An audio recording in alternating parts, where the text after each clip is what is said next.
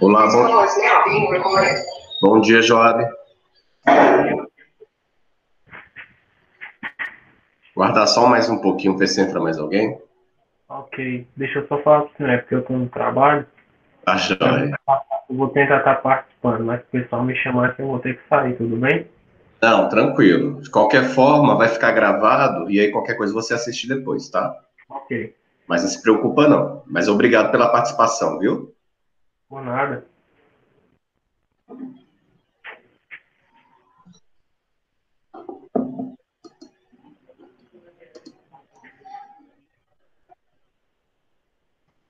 Bom dia, Gabriel.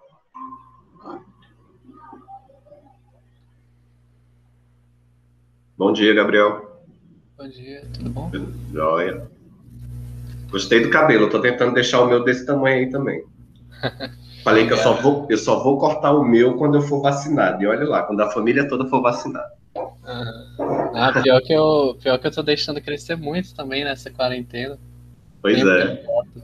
Você acredita que desde março do ano passado que eu não corto cabelo, né? Mas meu demora a crescer, ó. Tá, é rápido. É, isso é complicado, o meu cresce bem rápido.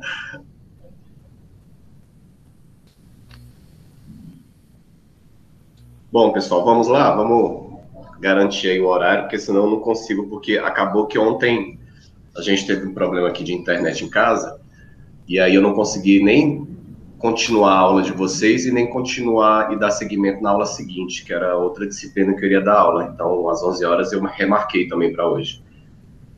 Então, a gente estava dando aqui continuidade sobre a nossa disciplina, Introdução aos Estudos Históricos. A gente trabalhou aqui uma questão de um desafio que a gente ontem até iniciou essa discussão sobre a questão da utilização dos museus dentro do processo de ensino-aprendizagem. E aí, quando a gente vê essa questão do museu, especificamente essa do Rio de Janeiro, que foi queimado lá na Quinta da Boa Vista, o Museu Nacional, a gente fez as seguintes indagações, né? Qual a importância de um museu para a sociedade? Que forma o professor pode trabalhar essa importância com seus alunos? E por que os museus são considerados lugares de memória? Bom, os museus são considerados lugares de memória a partir de uma intencionalidade, como a gente já discutiu lá na aula anterior. Quando a gente trata da construção de posso dizer, de um local apropriado onde a gente possa guardar ou reservar a nossa história, o nosso antepassado, a gente estabelece uma relação aí, junto com a sociedade, de querer que a história se perpetue para a nossa civilização, para a nossa realidade, para o nosso cotidiano, que ela não se perca no tempo. É uma fonte histórica muito riquíssima, tanto é que eu até falei, tenho dado muito esse exemplo da relação entre as didáticas utilizadas pelos professores, como, por exemplo, a famosa didática de quando o aluno retorna do período de férias, que o professor pede para ele fazer uma redação sobre suas férias, porque existe uma intencionalidade ainda dentro desse processo. Para além da escrita, né, obviamente, porque a gente está fazendo uma redação, a gente quer colocar o sujeito como um sujeito participante do processo da sua história e da humanidade. Então, se o sujeito ele não aprende ou não se considera como um ser que pertence à sua história, que ele é capaz de entender o seu passado, viver o seu presente, para poder futuramente tomar suas decisões, isso não se estabelece também dentro de uma relação didática no processo de ensino-aprendizagem, quando a gente pensa nas fontes históricas, quando a gente pensa nos locais de fornecimento histórico, como, por exemplo, os museus. E aí, a partir disso, nós vamos agora tentar entender como é que a história se constituiu no processo de consideração como uma ciência, porque até final do século XVIII, início do século XIX, a história ela não era considerada como ciência, né? E aí a gente tem vários fatores que justificam tudo isso. A gente vai ter a questão religiosa, a gente vai ter a questão do momento da civilização, principalmente lá na Europa Central, que a gente vai ter a França e a Inglaterra no processo de latência, de transformação social. E dentro dessas transformações sociais, onde a gente passa desse período que eu até tenho citado muito, que alguns historiadores utilizam muito disso. Eu acho que quando vocês começarem a estudar história, professores de história de vocês começaram a delinear a história. traçar uma linha, né? Onde a gente fala assim, olha, daqui de tal ano a tal ano, nós temos aqui a Idade Antiga, não, a pré-história, dentro da Idade Antiga a gente tem as subdivisões, pré-história, Paleolítico, Neolítico, toda essa... Depois nós temos as civilizações antigas, com Grécia e Roma, onde as civilizações se caracterizam aí como uma junção de um grupo de tribos e começam a viver em sociedade, onde a gente vai ter aí o surgimento da democracia, do direito, da vivência em coletividade com esses povos antigos. Depois a gente passa por uma outra era, que é o período da Idade Média, que também é considerada como o período da Idade das Trevas, né? E dentro desse período da Idade Média, a gente vai ter a Alta Idade Média e a Baixa Idade Média, que os historiadores tentam, através de fatos históricos, de momentos históricos, sinalizar quais são os períodos que são utilizados ali para tentar facilitar essa visão da história. Lembrando, que eu sempre ratifico isso, que a história ela não é linear, ela não acontece em momentos estanques, em blocos. Olha, a partir dessa data começou a história antiga, a partir dessa data acabou e iniciou a Idade Média, a partir dessa data começou, por exemplo, o Iluminismo, que é o que a gente vai falar agora. Quando a gente fala da Idade Média, a gente precisa ter em mente qual é a real situação da humanidade. Né? Por isso que os historiadores colocaram esse momento como Idade Média, né? Porque foi um processo de transição onde a humanidade está saindo de uma organização não tão organizada e começa a se organizar, e nessa Idade Média começa a surgir aquilo que a gente chama do conhecimento e da introdução da religião para tentar justificar determinados acontecimentos da sociedade. Então, a gente coloca, na Idade Média, a utilização da igreja, a igreja utiliza muito disso, vocês vão ter uma disciplina específica que vai estudar isso, chamada a História Medieval, que vai tratar muito disso. O que era a Idade Média, né? Como vivia? É aquele período onde a gente vai ter uma organização e a classificação social. A gente vai ter, vocês devem lembrar disso, vai ter o vassalo, o suzerano, né? As linhas de produções, quem tem responsabilidade, quem é o dono da terra, quem deve trabalhar para o proprietário da terra. Então, a gente vai ter essa organização social. O surgimento mais latente da escravidão, não que ela não tenha existido lá nos povos primitivos, mas de uma forma muito mais presente no sentido de conquistar territórios e dominar aquele povo, e aquele povo, a partir daí, ser o seu escravo. Né? Diferentemente, por exemplo, lá na Grécia Antiga, na Roma Antiga, que utilizava muito da mão de obra escrava a partir de um cunho mais social, mais voltado à questão de valores. Aqui na Idade Média a gente vai estar tratando justamente disso. É o princípio mais latente da divisão de classes, né? E onde essa divisão de classe ela é justificada por uma vontade divina, e não por uma vontade do homem, né? No caso do suzerano, que ele também era um representante de Deus aqui na Terra. Posteriormente, isso é passado para os imperadores. Vocês vão estudar tudo isso, mas é só para a gente recapitular em que momento da história nós estamos falando. E depois desse momento da Idade Média, que é aquilo que eu sempre falo, os historiadores falam muito disso, ficou marcada, quando a gente fala Idade Média, foi marcada pela essa organização social, e para além disso existem artifícios culturais que também comprovam esse momento da Idade Média. Que é, por exemplo, se você pega uma pintura da Idade Média, você pode pesquisar aí no Google, hoje é mais fácil a gente ter acesso a essas informações. Há uns 15, 10 anos atrás, a gente tinha que ir na biblioteca e verificar ou visitar um museu para poder ter acesso a essas obras. Mas hoje você dá um Google aí, você consegue visualizar essas pinturas medievais. Se vocês fizerem uma comparação, logo que a gente terminar aqui a aula, tiverem essa curiosidade de colocar assim, ó, a arte medieval, vocês vão perceber que toda a arte medieval, ela é muito escura, muito sombria. É o surgimento daquilo que a gente chama de arte gótica, né? Que você mal tem uma luminosidade presente ali, e que você, quando você vê uma pintura de uma pessoa, por exemplo, ou de um autorretrato, você vai ver as características próprias desse período, que são pessoas tristes, pessoas pálidas, pessoas que não possuem qualquer semblante de alegria, de felicidade desse período, porque o período era esse. As pessoas viviam muito pouco, as pessoas viviam no máximo até os 30 anos de idade, em virtude de várias de várias vertentes aí, a gente vai várias variáveis, né? A gente vai ter a questão da alimentação, que era escassa, a gente vai ter a questão da higienização, né? A questão da saúde pública, que era completamente escassa, a gente vai ter a questão da falta de alimentação, que era escassa para a população, porque não tinha terra e território para todo mundo. E aí, a partir desse momento, é que os grandes impérios começam a fazer a expansão territorial, né, achar territórios para poder ocupar e levar o seu povo para garantir essa continuidade populacional. Então, esses momentos são importantes para a gente entender o que é a narrativa histórica e a forma de como ela era escrita. Por conta da presença divina, né, do cristianismo, o fortalecimento do cristianismo aí, muita coisa vai se justificar por uma vontade de Deus. Lembrando que quando eu estou falando do período medieval, todos os imperadores eram representantes de Deus na Terra, eles se consideravam representantes de Deus na Terra. Então, qualquer vontade deles de dominar um território, de expandir, né, seus territórios, ou de escravizar determinada população, eles diziam que essa era uma vontade divina, era uma vontade de Deus.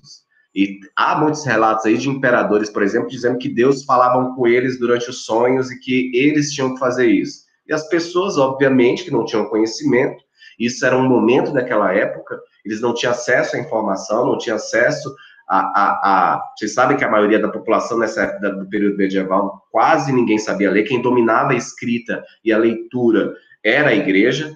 Então, o que a igreja falava era dito como verdade, o que o imperador falava era dito como verdade. Então, vocês precisam ter isso em mente, essa organização social da época. Após esse período medieval, a gente começa a ver um outro período, que é o período do iluminismo, no final do século XVII, início do século XVIII. Então, o que é o iluminismo? Por que a gente chama iluminismo? Tudo tem um porquê, né? Antes do iluminismo, a gente vai ter o renascimento, que a gente pulou essa parte, que é quando a população começa a renascer dessa idade das trevas, onde a gente começa a ter uma possibilidade, uma garantia de vida maior para a população, onde a gente consegue ter acesso à ciência, de alguns conhecimentos científicos voltados para a aquisição de remédios, de cuidados com a população, de técnicas, né? Se lá no período medieval a gente tinha a questão do suzerano e do vassalo, essas técnicas de agricultura, elas começam, então, a surgir de uma forma muito mais latente na sociedade, e essas técnicas permitem que a população consiga suprir as necessidades, por exemplo, de alimento, da falta de alimento. Então, a gente vai ter esse período aí do iluminismo, um momento em que a gente começa, aos pouquinhos, sair dessa ideia de que tudo se explica por uma vontade divina e que as coisas começam, então, a ser explicadas por um determinismo da vontade humana, né? A gente começa a ter alguns pensadores aí, que começam filósofos, principalmente. A gente tem um período aí em que há uma quebra entre a Igreja Católica com o surgimento do protestantismo.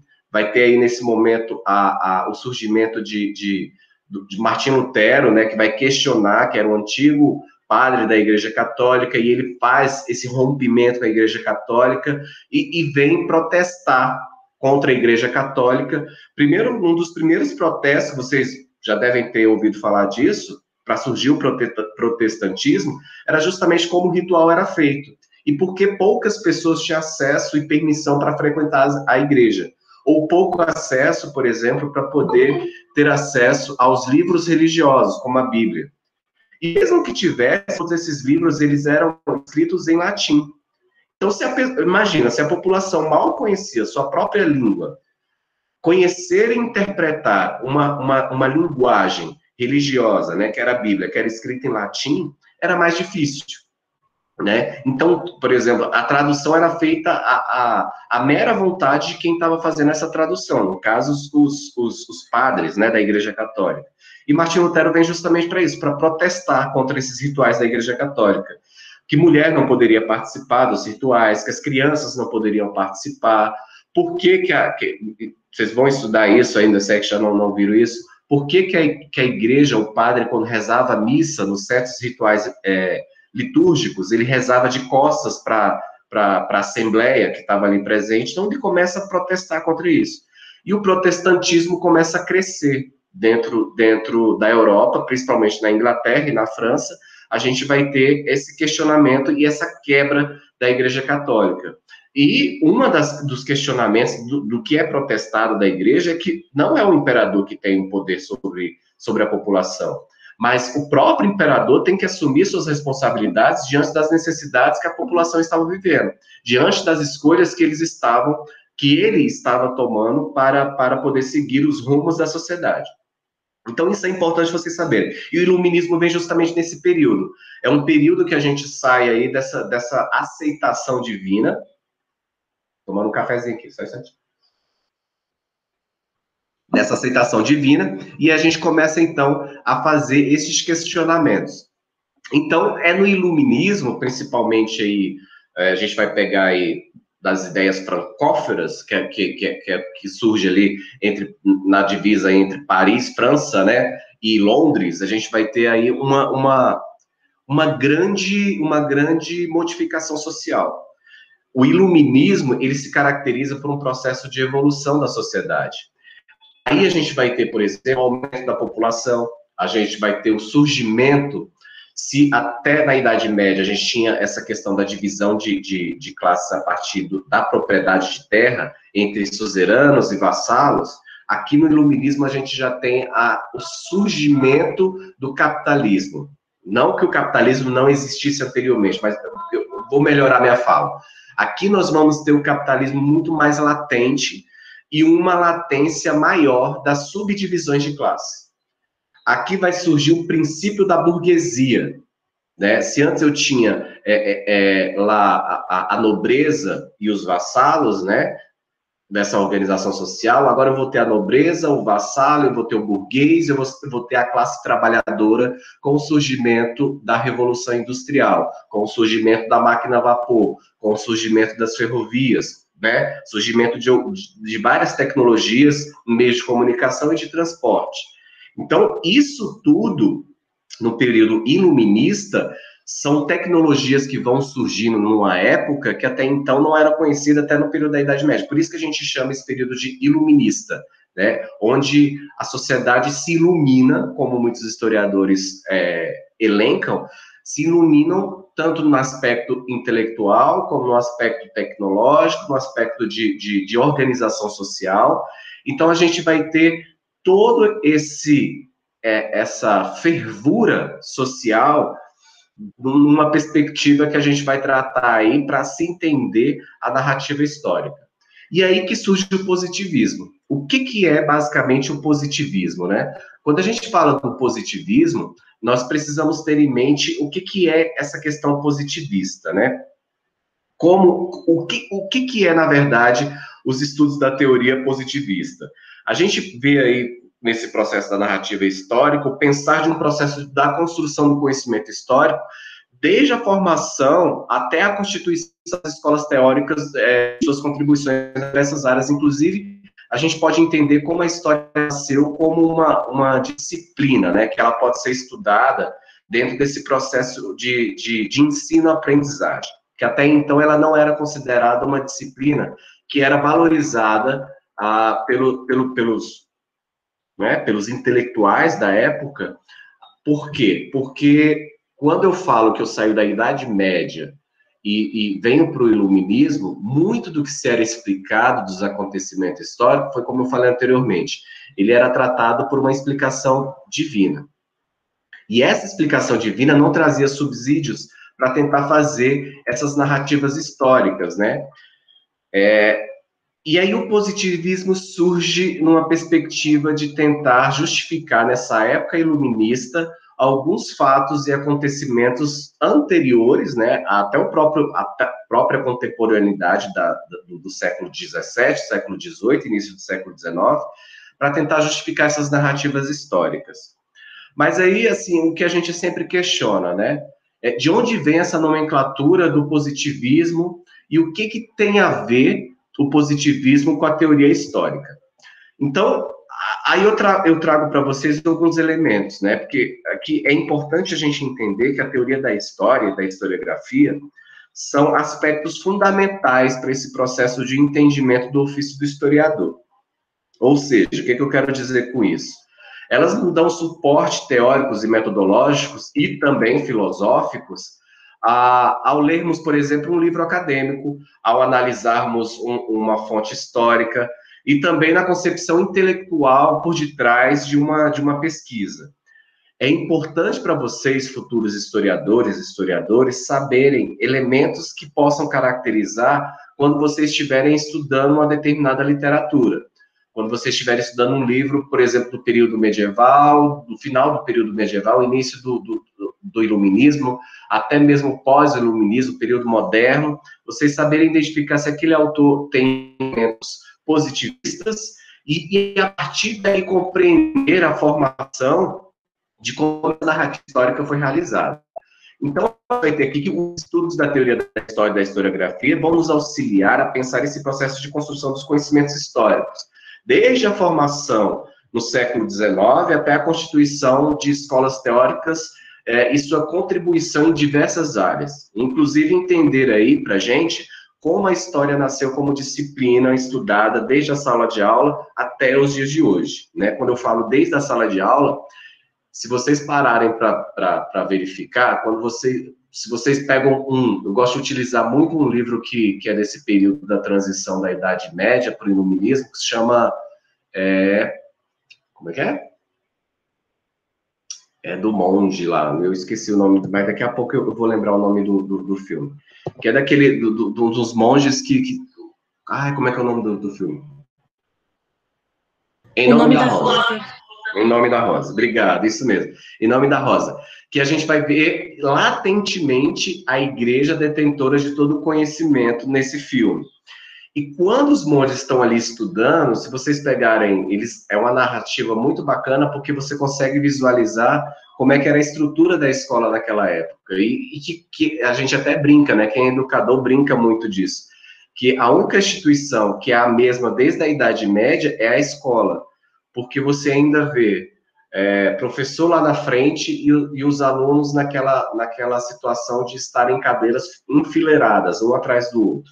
O professor ali como o representante maior dentro do processo de ensino-aprendizagem e que ele está ali como uma pessoa detentora de todo o conhecimento do planeta e desconsiderando todo o conhecimento que seus alunos possam ter ou venham a ter dentro desse processo de construção de conhecimento. Por isso, pelo fato, eu odeio, não gosto e não vou utilizar, não utilizo nunca a palavra transmissão de conhecimento. Isso caiu por terra há muito tempo. Nenhum professor transmite conhecimento, ele constrói conhecimento com seu aluno. Né? A gente tem quebrado muito esse paradigma de que o professor é um mero transmissor de conhecimento. O professor está ali para construir. Porque hoje, tanto a neurociência, como a psicanálise, a psicologia, a psiquiatria, já tem estudos que dizem que nenhuma pessoa consegue, é isenta, a partir do momento que ela nasce, de conhecimento. Ela tem um conhecimento talvez não tão amadurecido, mas ela consegue ali amadurecer esse conhecimento, então a partir do momento que eu amadureço meu conhecimento, eu não posso dizer que eu sou isento desse conhecimento. Isso vocês vão estudar na disciplina lá, Psicologia da Educação, que eu acredito que está dentro, acredito não, pelo que eu olhei na matriz curricular de vocês terão essa disciplina, isso é fundamental que vocês entendam. Então, voltando aqui à nossa temática, a gente vai ter, dentro do século XVIII, um processo de validação e reconhecimento da história que é iniciado ali no final do século XVIII, quando há esse movimento iluminista francês, que é importante a gente ter isso, e vão surgir alguns pensadores que vão tratar essa questão da chamada construção do conhecimento, que é a partir daí que vai surgir a palavra enciclopédia.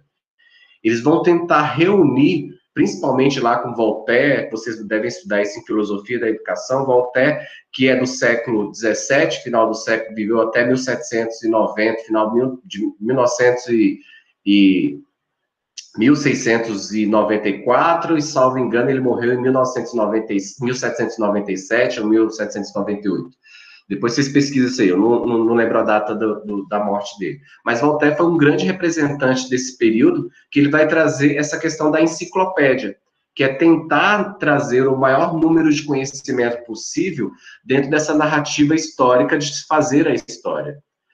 Mas aí, quando a gente fala dessa questão do positivismo, a gente vai ter algumas representatividades muito latentes. Uma dessas representatividades aí vai ser Auguste Comte, que aí ele vem do século XVIII, nasceu em 1797, viveu até 1857, que ele vai trazer aí principalmente algumas teorias. E uma dessas teorias é justamente a lei dos três estados. O que é, na verdade, essa lei dos três estados? Ele diz o seguinte, que o Estado, ele passa por 3 processos de organização social. Primeiro, ele passou pelo Estado teológico, né, que aí, nesse quadrinho eu trago aí para vocês, que ele traz a associação ao primitivismo, né, a crença, essa crença divina que traz aí uma questão da sobrenaturalidade, que tudo era se explicado através, por exemplo, da mitologia. Então, o Estado, quando ele começa a se organizar, ele tenta justificar a necessidade da população antes, aí ele está falando antes do cristianismo, uma necessidade dos deuses, né? A mitologia, se você pegar o povo grego, romano, a gente não tinha ainda Jesus Cristo, a gente não tinha a Igreja Católica ainda, mas tinha a crença de que existia deuses, existia o papel da mitologia, e a sociedade ela começa a se organizar nessa concepção do sobrenatural. Uma próxima etapa da evolução para a organização, para o Estado se organizar, para tentar justificar a narrativa histórica, é através, aí vem sim, do metafísico, né, que é o surgimento pós-cristianismo. É um deus, né, ou os deuses, mesmo assim, eles tratam ainda, nesse processo da saída da mitologia para o processo do cristianismo, porque, né, a gente sabe que o cristianismo não surgiu de uma forma estanque, de uma forma equalitária em toda a humanidade, que ele foi constituindo, ele foi adquirindo espaço ao longo dos séculos, né? A gente precisa ter essa noção de que nada na história acontece em um momento ou um período único, né?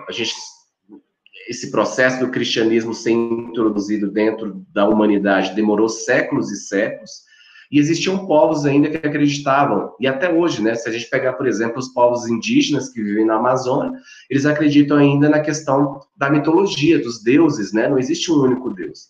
Então, se até hoje existisse, imagine ainda com o surgimento do cristianismo essa disseminação. E um outro vem o estado positivo, que é justamente essa renúncia do ser humano às causas primárias, que é essa busca, né, essa vontade de querer, essa tentativa de querer entender e explicar os fenômenos recorrentes do meio social através da razão, através dos critérios científicos. É este momento que, para Auguste Comte, ele vai tentar fazer essa narrativa histórica. Opa, a partir de agora nós estamos vivendo este período aqui, o período do estado positivo. Mas antes do estado positivo, nós tivemos o estado metafísico e o estado teológico. É um processo de evolução da humanidade. E aqui, com base no positivismo, é que nós vamos ter essa concepção. E aí a gente vai ter outros intelectuais que vocês irão aprofundar, porque não cabe a gente estudar todos eles aqui, mas só para vocês já terem uma noção de que vocês ouvirão falar muito dele.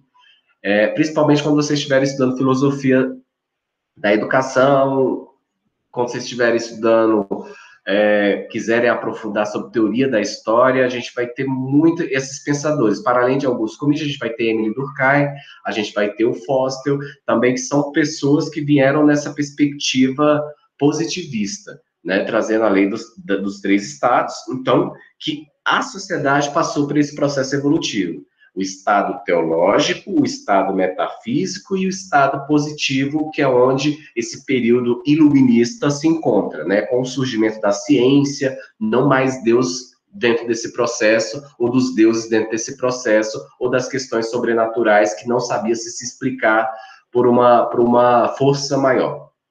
E aqui no Brasil, nós teremos também essa representatividade positivista por alguns autores. A gente vai ter aí Benjamin Constant, a gente vai ter Euclides da Cunha, a gente vai ter Nízia Florestan, que são pessoas, pesquisadores positivistas. Ah, mas lembrem-se, e vocês precisam ter isso em mente. Benjamin Constant, Euclides da Cunha, Nízia Florestan, esses pensadores são pensadores que foram capacitados, são pessoas que vieram da elite brasileira, né? A gente precisa ter isso em mente. Nós estamos falando de pessoas que são da burguesia brasileira, que tiveram a oportunidade de terem seus estudos avançados. Lembrando que a gente está falando de um período aqui, do século XIX, em que o Brasil tinha uma população completamente escravocrata, né?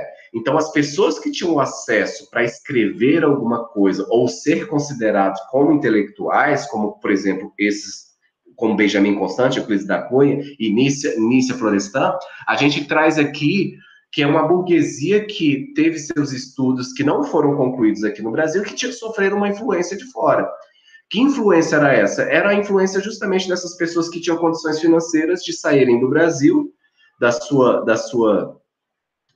sociedade, e irem para fora, para a Europa. No caso aqui, esses aí são formados na escola francesa, parisiense, e que o positivismo lá estava muito latente. Então, ele traz essas ideias, esses ideais, aqui para o Brasil, para tentar fazer a narrativa histórica do Brasil a partir desse olhar positivista. Mas, afinal, o que o positivismo ele prega e valoriza? Dentro do positivismo, pessoal, a gente vai ter a valorização do protagonismo histórico nacional. Por exemplo, a gente vai ter dentro dessa narrativa positivista, a história vai ser contada com um olhar ou com a representatividade dos heróis nacionais. Então, por exemplo, se você pega um livro onde eu falo muito de Duque de Caxias, onde eu falo, por exemplo, com um olhar de colocar Tiradentes, onde eu coloco, por exemplo, perceba que é sempre o homem branco, né? O grande representante dessa linha de raciocínio. Quando eu coloco, por exemplo, José Bonifácio como grande transformador da sociedade, sem levar em consideração outros aspectos, que aí vai vir uma outra escola que a gente vai falar daqui a pouquinho, uma outra escola que levam esses elementos como também importantes para a narrativa histórica, o positivismo vai falar assim, não, olha só, Dom Pedro foi o responsável pela organização social do Brasil, o único responsável, ou então a coroa portuguesa, desconsiderando, por exemplo, os povos indígenas que aqui habitavam, ou os reis, vamos tratar de todos os reis, né? Os reis ingleses, né, que na época era grande potência mundial, aquilo que hoje os Estados Unidos a Inglaterra era antigamente, ou então grandes fatos feitos pelos diplomatas daquela época, ou pessoas de patentes do exército, né, políticos importantes. Então a gente vai ver uma narrativa histórica que ela é pautada em pessoas ou fatos de protagonismos heróicos. Então, essas características se tornam comuns dentro da história positivista.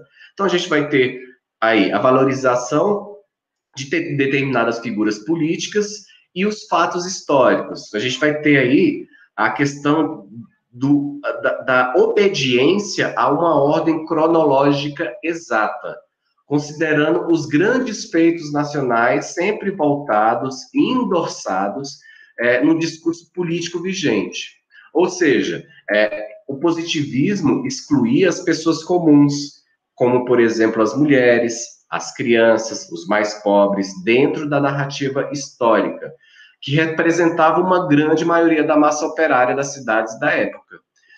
E outros tipos, né, de organização social, como, por exemplo, os povos indígenas, as minorias étnicas. Então, o positivismo ela vai ter essa narrativa histórica, como se a história fosse contada, fosse feita e realizada somente por esses representantes categóricos, né, de grande representatividade de uma organização social. Cadê? Deixa eu passar aqui. E aí a gente vai passar por um outro momento e uma outra corrente histórica que vai vir justamente nessa contraposição. Se, num determinado momento, a história ela é contada e narrada por uma perspectiva positivista, a gente vai ter aí uma outra vertente. E uma coisa que eu deixo claro, já falei isso na aula passada, cuidado quando nós estamos falando, por exemplo, de corrente histórica, a gente está falando de pessoas, de um grupo de intelectuais que tentam fazer uma narrativa histórica utilizando de olhares e de uma metodologia própria, de uma metodologia científica. Por isso que eu tratei com vocês inicialmente a questão das fontes históricas. Porque, por exemplo, no positivismo, nem todas as fontes históricas eram consideradas como fontes primárias ou fontes fidedignas para a narrativa histórica. Então, por exemplo, eles desconsideravam a narrativa oral da história. Já o romantismo vem em contraposição a isso. Ele vai trazer outros elementos de ideias e de tentativas de tentar fazer uma narrativa histórica, utilizando outros mecanismos e outras, como eu posso dizer, outras disciplinas, outras ciências para fomentar a narrativa histórica. E isso ele traz também, inclui dentro da narrativa histórica a questão da cultura. A gente vai ter a cultura e os movimentos populares, que vai, e também que o positivismo não quis assumir para tentar fazer essa narrativa histórica. Que aí a gente vai ter aí o que a gente vai estudar na próxima aula, que é a escola das análises, que é a vertente que está mais latente nos dias atuais para tentar fazer essa narrativa histórica. O que é a escola dos análises? Que surge lá na França também. Mas a gente não vai tratar disso agora, porque é muita informação até chegar à escola dos análises. Mas a escola dos análises ela vai vir ricamente trazendo outros fenômenos históricos para tentar fazer a narrativa histórica que até então era excluída, feita pelo positivismo.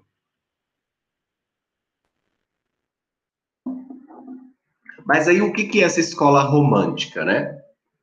A gente vai ter aqui o romanticismo, ou escola metódica, né, também que alguns historiadores utilizam.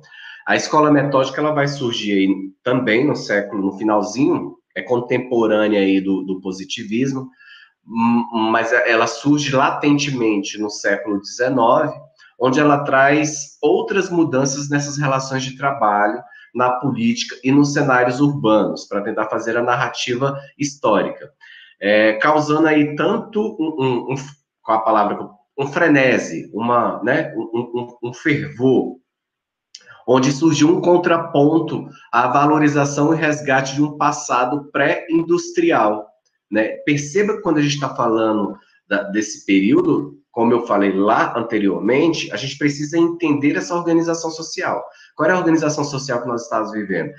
Esse processo de evolução. A gente tem o surgimento da máquina a vapor, a gente tem o surgimento das indústrias, a gente sai de um processo que no período medieval, vocês já devem ter ouvido falar isso, onde a gente produzia em pequena escala, onde a gente tinha o artesão, que era especialista nas suas oficinas em produzir uma determinada matéria-prima, e a gente passa na produção aí de grande escala, né?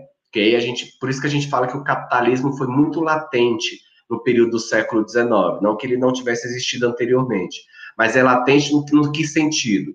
Se hoje, por exemplo, se na Idade Média eu demoraria uma semana para construir um par de sapatos, no século XIX, com o processo da industrialização, eu construo e eu tenho uma organização de classes trabalhadoras que consegue fazer com que, em uma semana, ao invés de produzir um par de sapato, eu vou produzir aí uma escala muito maior, vou produzir aí 15 pares de sapato.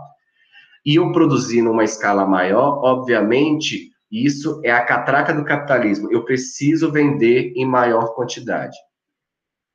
A gente trata muito disso porque, assim, a gente fala que começa aqui nesse período do século XIX a especialização da mão de obra. Até a Idade Média, final do século XVII, século XVI, início ali do século XVIII, existia muito isso da mão de obra do artesão. O artesão que dominava todo o processo de confecção. Vou falar nem de industrialização para a gente não confundir, de confecção. O artesão era ele que sabia como cortar o solado do sapato, dando um exemplo, tá? Cortar o solado do sapato, era ele que sabia costurar o solado no couro, era ele que sabia moldar todo o sapato, é ele que dominava toda a técnica. No processo de industrialização, a gente vai ter uma divisão do trabalho, uma divisão dessas técnicas. Então, por exemplo, eu, professor Cláudio, domino a técnica de cortar o solado do sapato. Eu pego o Gabriel aqui, por exemplo, o Gabriel vai ser responsável em costurar o sapato. Eu pego aqui, por exemplo, deixa eu ver aqui, quem está mais aqui na sala, a Jana, e a Jana vai ser responsável, por exemplo, na pintura do couro do sapato. Então, a gente tem essa distribuição das técnicas. Ora, se eu tenho a distribuição das técnicas, eu consigo produzir em maior quantidade. Eu produzindo em maior quantidade, eu preciso vender em maior quantidade. Se eu vendo em maior quantidade, eu tenho aquilo que é, né, a causa final do capitalismo, que é o lucro. E com o lucro, eu vou ficar mais rico e vou ter condições de comprar mais matérias-primas, e assim funciona a catraca do capitalismo, é assim que funciona a catraca de forma simples, né? Simplista, da expansão industrial nesse período. Então, aí a gente vai ter essas grandes mudanças, né, do processo. A gente vai ter uma modernidade da sociedade. A gente vai ter algo focado no indivíduo, no seu... E aqui o romantismo vai tratar a narrativa histórica vendo esses aspectos, não só mais os heróis, como o positivista tentava fazer a narrativa histórica, mas nesses elementos. Eu vou ter um elemento de divisão de classe.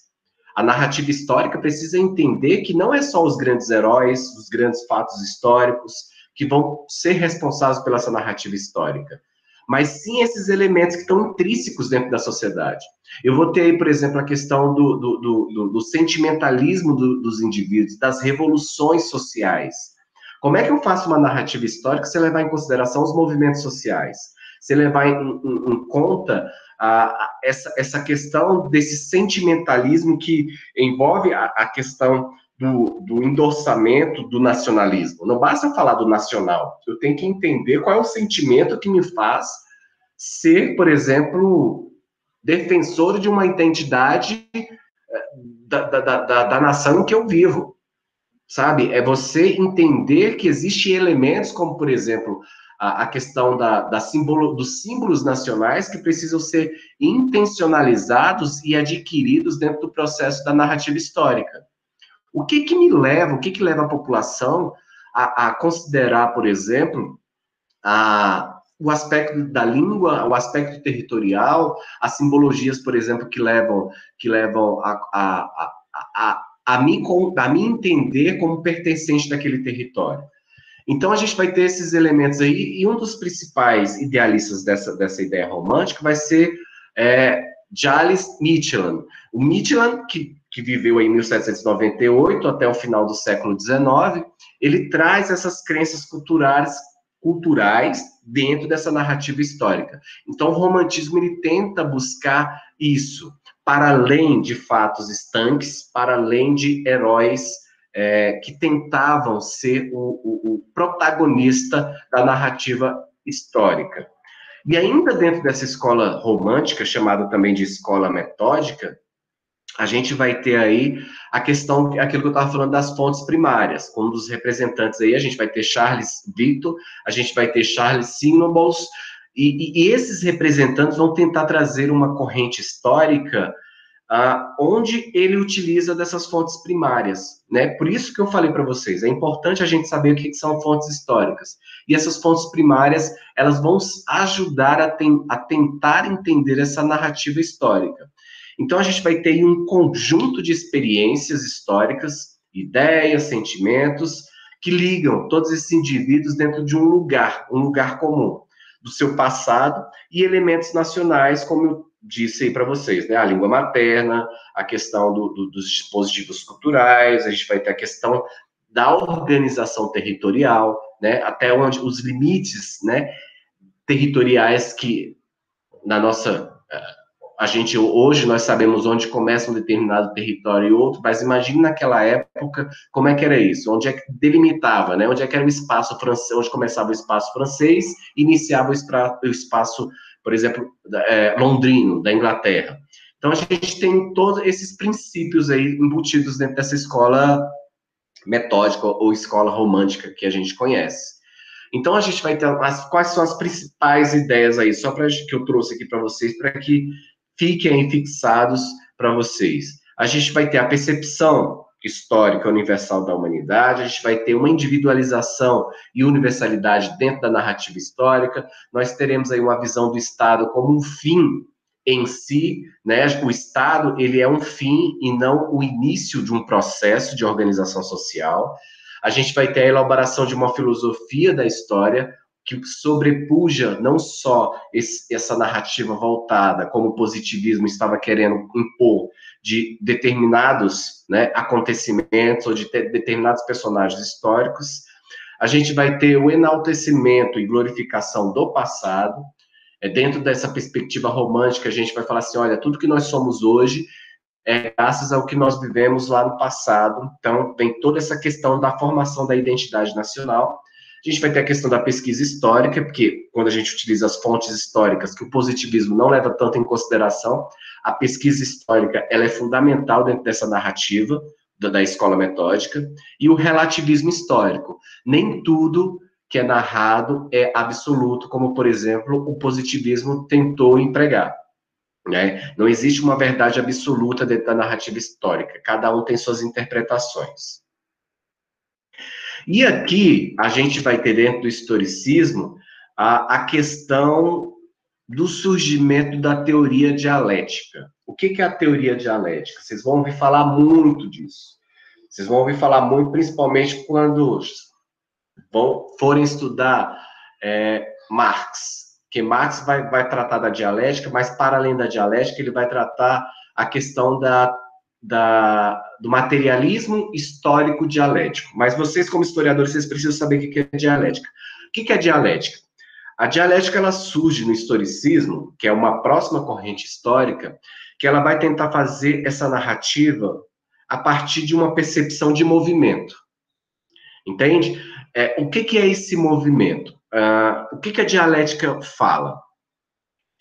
Ela vai dizer assim, olha, nem o positivismo está totalmente errado e nem a corrente romântica com ideais da simbologia nacional também está totalmente errada.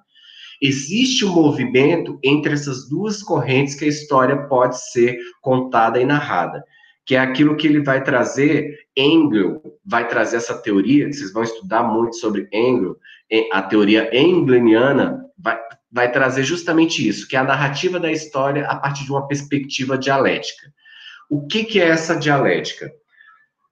Engels vai dizer o seguinte, toda vez que eu for querer fazer uma narrativa de um fato histórico, eu preciso de um problema. Esse problema ele vai chamar de tese. Né? Então, por exemplo, eu tenho uma tese. O Brasil foi descoberto, né? Que eu trato muito disso, essa questão do descobrimento do Brasil. O Brasil não foi descoberto, o Brasil foi achado. Mas, enfim, o Brasil foi descoberto. O Brasil foi descoberto, ok. Só isso aqui, Fernando. O Brasil foi descoberto, então eu tenho uma tese, que né, é uma ideia principal para eu tentar justificar um problema social. O Brasil foi descoberto. Só que aí eu tenho uma antítese. O que é essa antítese? Né? A antítese é justamente que seria a oposição dessa ideia. Não, como eu falo para vocês, não, o Brasil não foi descoberto, o Brasil foi achado. E aí, depois disso, dessa minha antítese, eu chego numa outra justificativa, que é aquilo que ele chama de síntese, né? Que seria um pensamento novo, resultado daquele meu questionamento da minha primeira tese. Então, o Brasil foi descoberto. Não, mas o Brasil não foi descoberto. Qual é a antítese disso?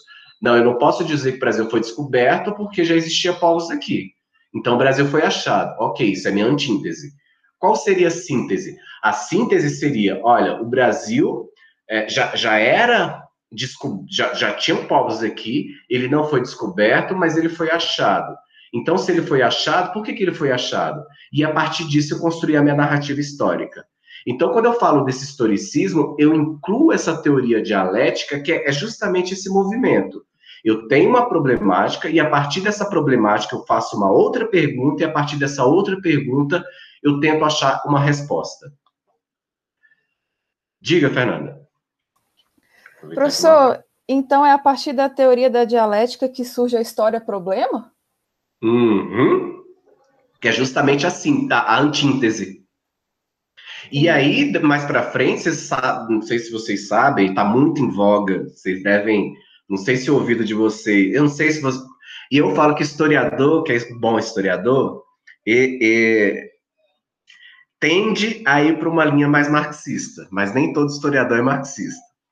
E o que a gente escuta muito hoje, e vocês sabem disso, não tem como a gente não falar disso, a gente escuta muita gente falando besteira com relação ao marxismo. Você pode não ser a favor do marxismo, ok? Mas leia sobre Marx para poder entender, estude Marx. Ninguém, absolutamente ninguém, vai saber falar de marxismo por ler um livro do Marx, Karl Marx, por exemplo, o Capital. O Marx não se resume a uma bibliografia. Então, eu acho que, por exemplo, se você é de direita, se você é de esquerda, se você é de centro-esquerda, de centro-direita, você precisa entender o todo para você poder criticar. E o que a gente tem visto muito hoje são as pessoas criticarem uma determinada teoria sem ter aprofundamento, né? Sem saber o que é. E aí, tomando isso como vertente, a gente sabe que Marx ele é discípulo de Engels. A gente, né, historicamente, eles vão ter aí uma linha de raciocínio muito próxima. E Marx ele vai aprofundar justamente essa questão da dialética. E o que é o marxismo? Aí eu entro nessa corrente aí. Ele vai surgir aí com uma perspectiva do materialismo histórico dialético, né? Ele vai tentar fazer uma narrativa histórica. Marx vai falar o seguinte: olha, gente, a narrativa histórica precisa levar em consideração, e isso ele comprova pelos fatos, de que a humanidade sempre vai ter o material como algo de divisão de classe, desde lá dos povos primitivos. Ele vai falar o seguinte: olha assim, a matéria-prima. Eu escravizava, por exemplo, lá na Grécia e Roma, por quê? Porque eu precisava de terras. Terra é uma matéria-prima.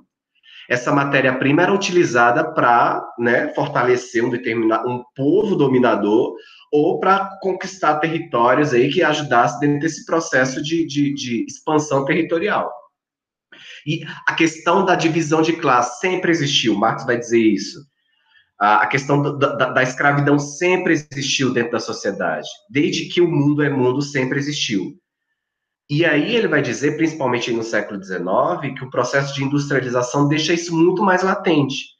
Que a escravidão não deixou de existir, apesar por exemplo, o Brasil escreveu a Princesa Isabel, linda e maravilhosa, que um belo dia acordou e teve um sonho, que a gente aprendeu isso durante muitos anos, que ela sonhou e escreveu a Lei Áurea.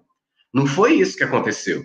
A gente sabe disso, que foi a Inglaterra que falou: olha, Brasil, ou você liberta os escravos, ou a gente vai dominar o Brasil. Por quê? Não, a Inglaterra foi boazinha. Não, a Inglaterra não foi boazinha. A Inglaterra está vivendo um processo de produção em larga escala. Então, ela precisava ter mais pessoas libertas e assalariadas para comprar os seus produtos. Então, não era porque, vou libertar os escravos, porque tadinho, né, do povo africano aqui no Brasil. Não, porque eu precisava de mão de obra assalariada. Uma vez que eu tenho mão de obra assalariada, eu vou ter pessoas com recursos financeiros e, obviamente, eu vou ter pessoas para comprar os produtos. Então, nada disso.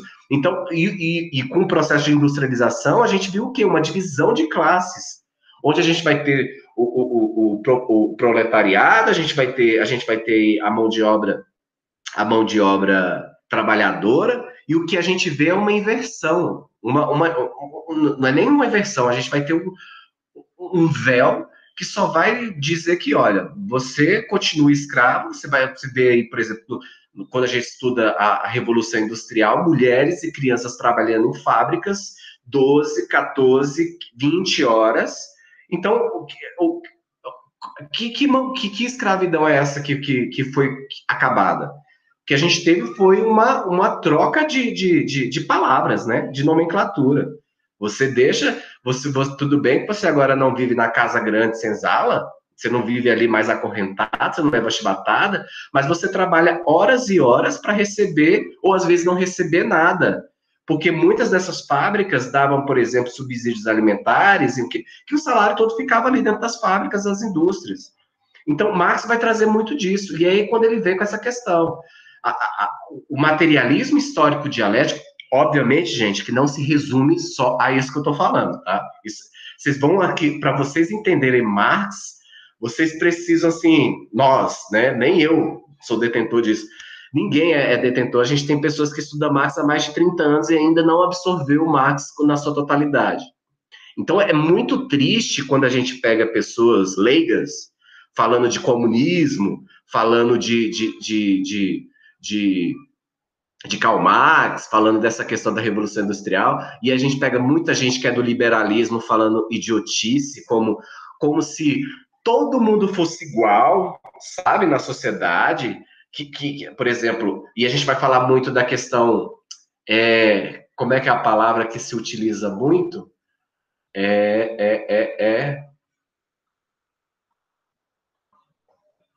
Ai, gente, sempre me foge a palavra.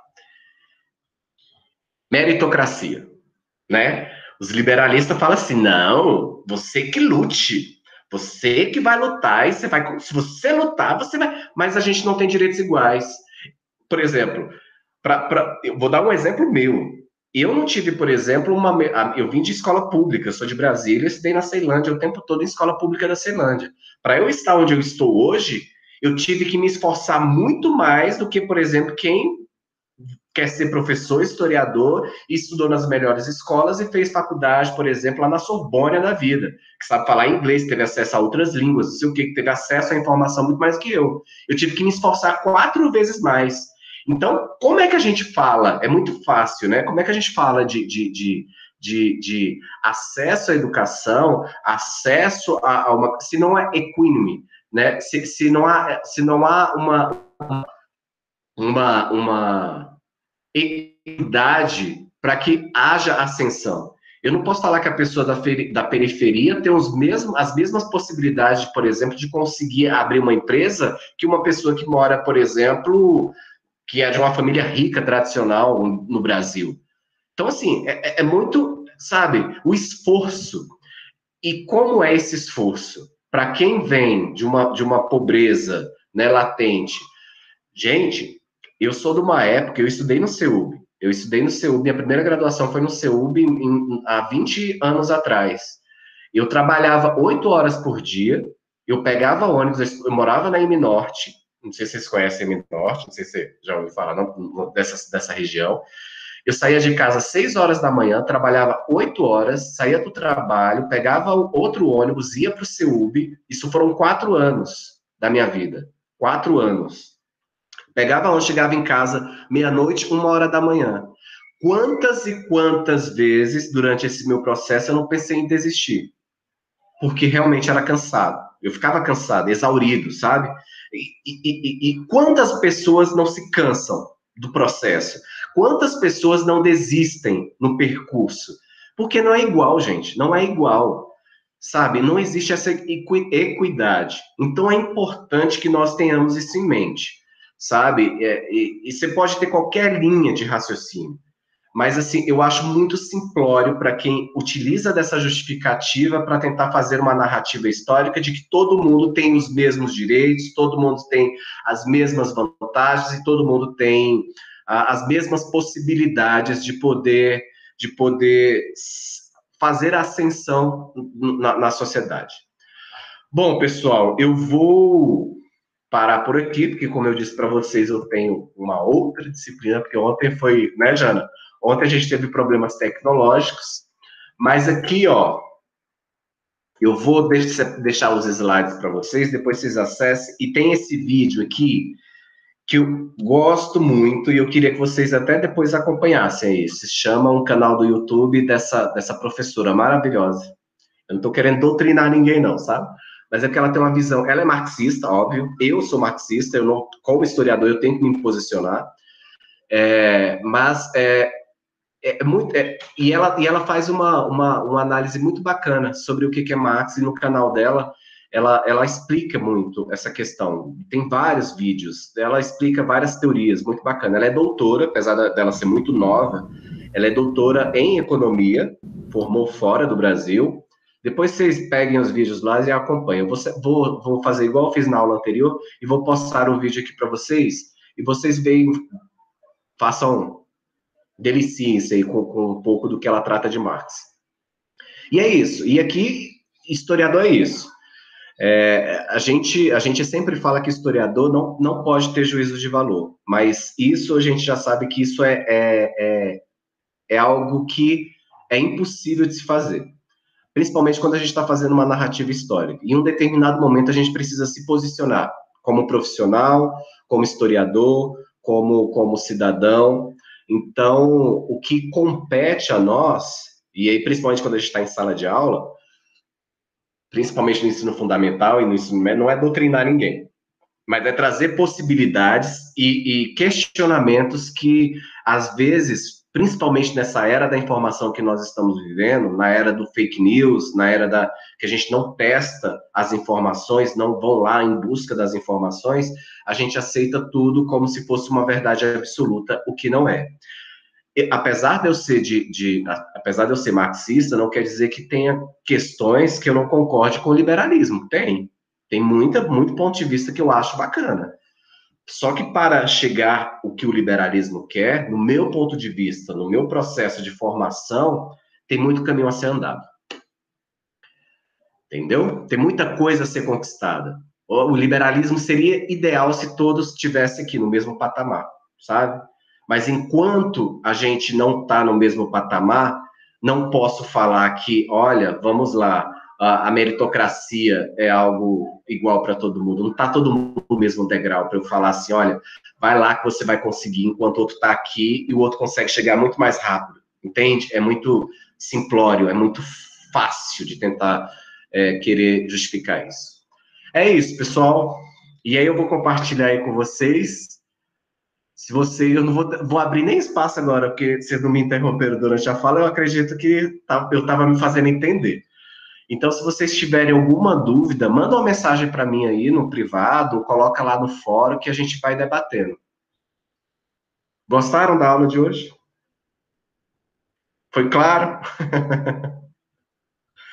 Então tá, e aí na próxima aula, eu já deixo aqui o spoiler, nós iremos tratar de uma outra escola, que é a Escola dos Análises, que é muito bacana também e é muito rica, tá bom? Bom final de semana, se cuidem, se possível não saiam de casa, tá? Porque o negócio tá crítico e é isso. Tá bom, Gabriel? E minha meta é ficar com o cabelo igual ao do Gabriel. Legal, professor, muito obrigado. Valeu. Ô, Gabriel, tá desligado seu microfone. Ah, desculpa. Não, é que era só para avisar que eu tava aqui acompanhando, mas é porque a cortina aqui tá dando problema. Aí eu tirei porque eu tava acertando. Beleza? Tá, joia. Um abraço, viu? Fiquem bem. Tchau, tchau.